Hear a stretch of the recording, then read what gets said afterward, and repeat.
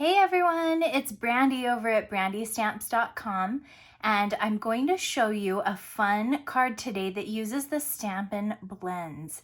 These are the Stampin' Up! Alcohol markers, and they make it so you can color in projects and layer on color and get blended color and a lot of other awesome things. So today's project will be super simple. All we're going to use is the Memento ink pad. It's important to use Memento ink because this is a water-based ink pad. These are alcohol, this is water, and those are opposites. So that means they won't blend each other and mess each other up.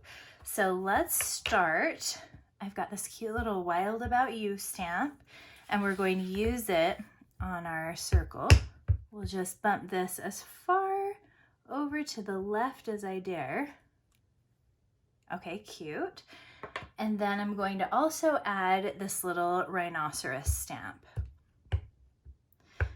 He's not going to totally fit on the circle, so I'll just bump him as close as I can to the words and get most of his cute little self on there. So the Stampin' Blends markers come in sets of 2. This is the Smoky Slate set. I've got Smoky Slate Dark and Smoky Slate Light.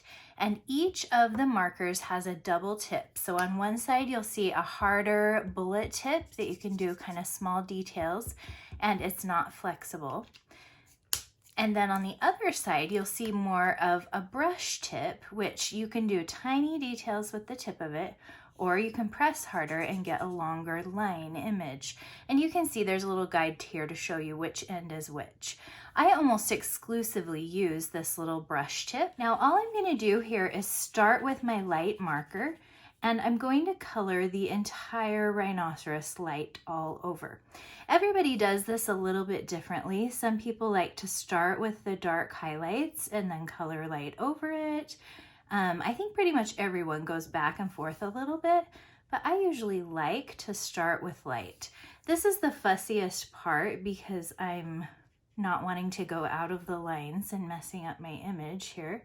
So I tend to get messier as I go, so I like to start with the detail-oriented part.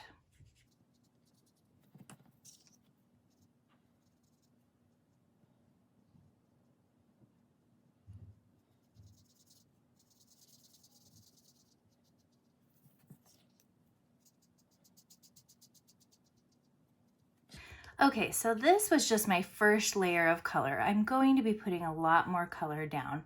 I'm not going to worry at all about lines in between the color or anything like that because that's the point of these markers. You can keep coloring back over everything you've done until everything's blended exactly the way you want.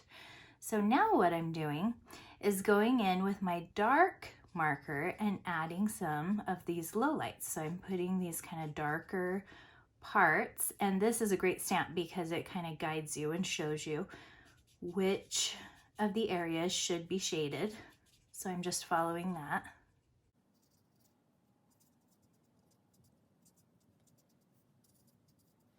Okay, I've got some good darkening there. And now what I'm going to do is go back with my light one, and now I can soften all of these edges. So I'll just color in between the dark and the light. And it kind of grabs that dark color and spreads it out a little, but I'm also layering more of the light color on, so that darkens it too.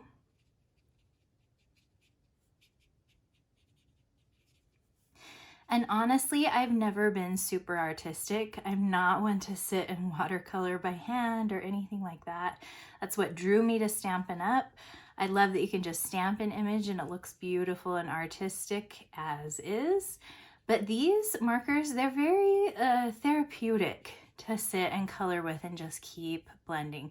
I love that there really is no mistake, and that is comforting. Okay, at some point, you're gonna wanna stop and let it dry for a bit so you can kind of see how it's looking. And so that's a good time to come over here and color some of the other parts of this image. So you can see I've got 3 other markers here. This is Rich Razzleberry, Old Olive, and Daffodil Delight, and I've got the light version of each one. With Daffodil, all I'm going to do is just this little beak, so nothing very exciting. I used the bullet tip to get that tiny area. But now with the rich razzleberry, I'm going to color in the bird. Do this tail really carefully. Lots of little detail.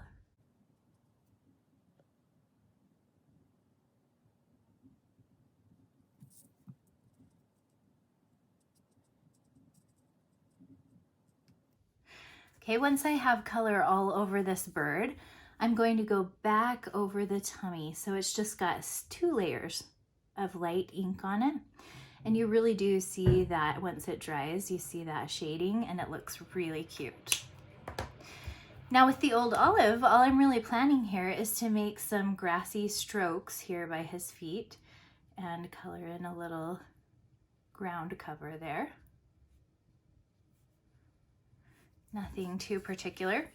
And last we can come back over to our rhino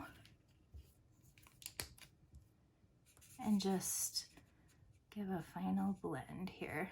Once you've decided you're happy with your little rhino, all you have to do is flip to the back, put a little adhesive, and I'm going to stick this to a cute little black scallop circle.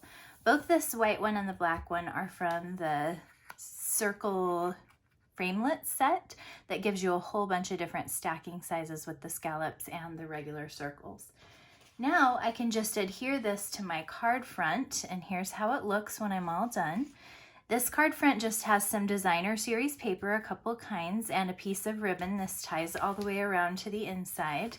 And that's how simple it is. Simple as that. Wild about you. I hope you've enjoyed learning about the Stampin' blends today.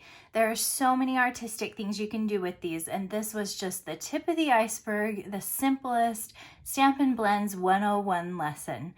I hope you'll grab a few Stampin' blends and get started coloring. Be sure to subscribe to my channel and give me a comment and a like so I'll know you love this video. And stay tuned for next time. Happy Stampin'!